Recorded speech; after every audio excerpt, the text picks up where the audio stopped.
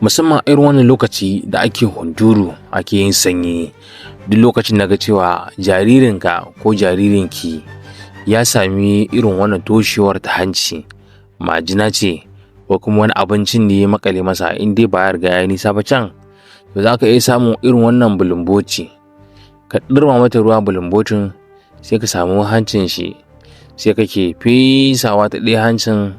zai na fetso abin ta ɗaya hancin domin samun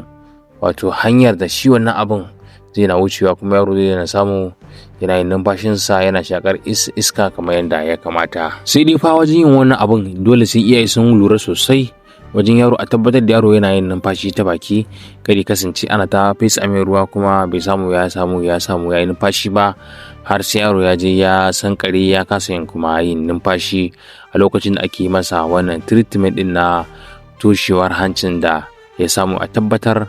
yaro yana ɗan yin numfashi